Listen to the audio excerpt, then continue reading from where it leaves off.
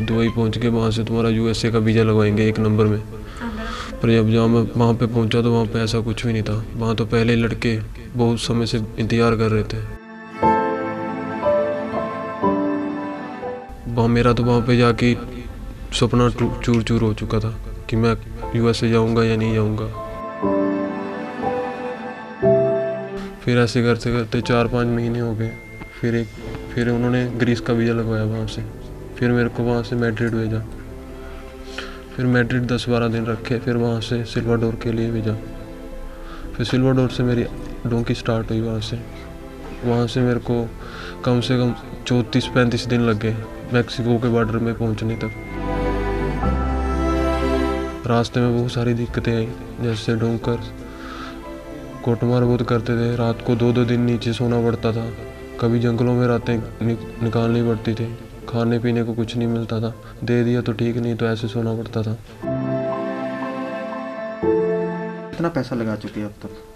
45-50 लाख रुपए लग गया सर। कब पकड़े गए थे आप? सर मैं 3 फरवरी को, जब हम इंडिया पहुंचे, जहाँ पे अमृतसर पे लैंड करे, फिर पता लगा कि हमें इंडिया भेज दिया गया है। हिमाचल के जिला कांगड़ा के पिंड मीलवा का रोहित भी अज सवेरे अपने घर पुजा है। रोहित का कहना है कि एजेंट ने डायरैक्ट फ्लाइट का कह के उन्होंने डोंकी राही भेजा सी। रोहित का कहना है कि बहुत समस्यावां का सामना करना पिया अते मेरे नाल कई नौजवान अमरीका बार्डर ते पहुंचे, पर उत्थे अमरीका की पुलिस ने फड़ लिया। इस दे बाद उन्होंने वो कैंप विच लैके चल गए, जिथे काफ़ी उन्हां ते सख्ती वरती गई। रोहन का कहना है कि सानू जरा भी अंदाजा नहीं सी कि सानू भारत वापस भेजा जाएगा। 15 दिन कैंप विच रहने के बाद सानू हथ कड़ियां लगा के जहाज दे विच बिठा दिता। तद सानू पता लगा कि असी भारत वापस जा रहे हाँ। रोहित का कहना है कि वो 45 लाख रुपया लगा के अमरीका पुज्या सी। इनसे पहले बात हो रखी थी कि दुबई पहुंच के वहाँ से तुम्हारा यूएसए का वीज़ा लगवाएंगे 1 नंबर में।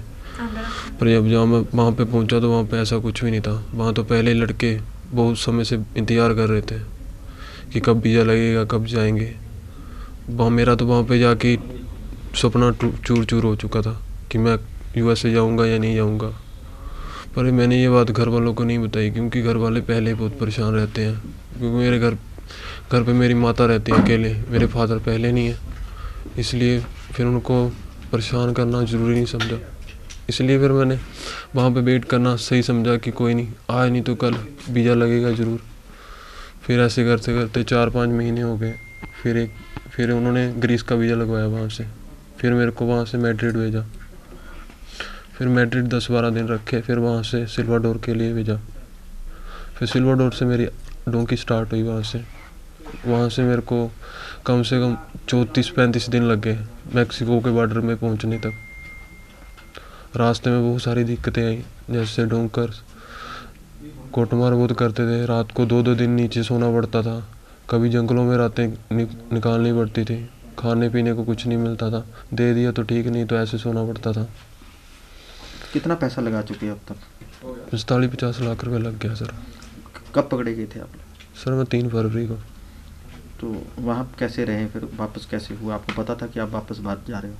नहीं सर, वो नहीं कुछ भी बताते थे इस बारे में कि आप वापस जा रहे हो या कहाँ जा रहे हो।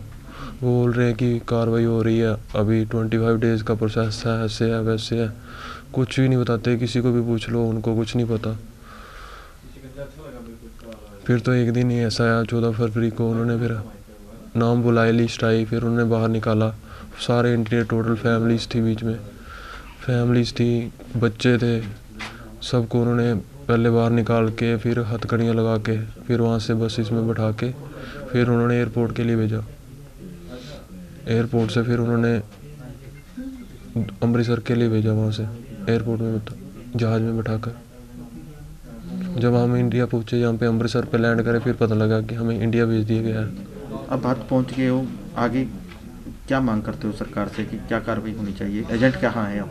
सर एजेंट तो फरार है अभी। एजेंट का फ़ोन नंबर कुछ नहीं लग रहा, कोई पता नहीं। एजेंट था सर अमृतसर का था। तो क्या कार्रवाई की मांग करते हो? सर कार्रवाई तो होनी चाहिए। अब मैं कैसे दूंगा, आप बताओ।